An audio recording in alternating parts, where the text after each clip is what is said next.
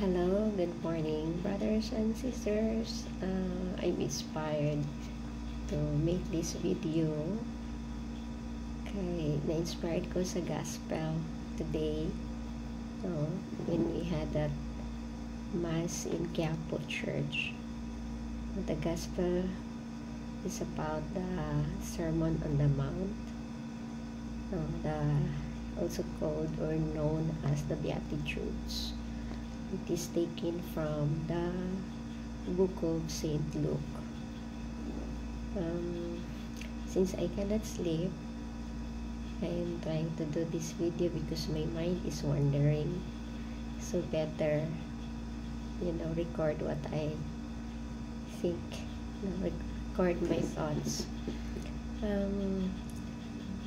The gospel is I was inspired by the priest when he tried to distinguish between the words kapalaran and pinagpala. That is Tagalog, but I think kapalaran is also a Visayan word.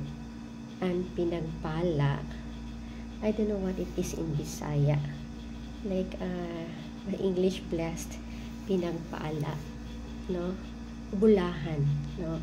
In Bisaya, the term is bulahan. So it's the priest differentiated it.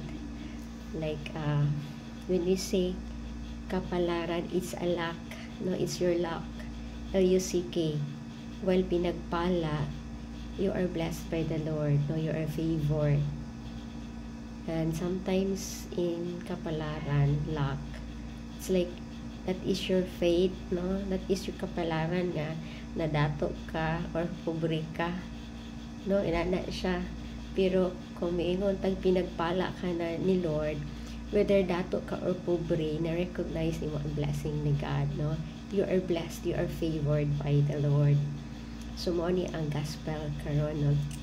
They actually St. Luke, like in a positive manner, stated make 4 statements, like 4 statements of the Lord na positive, but blessed are you, like that. And the remaining 4, it's like a negative way, without saying it in a negative way, like woe to you, or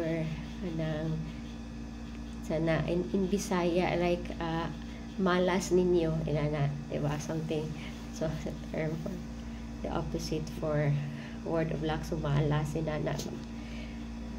So if I try to distinguish it,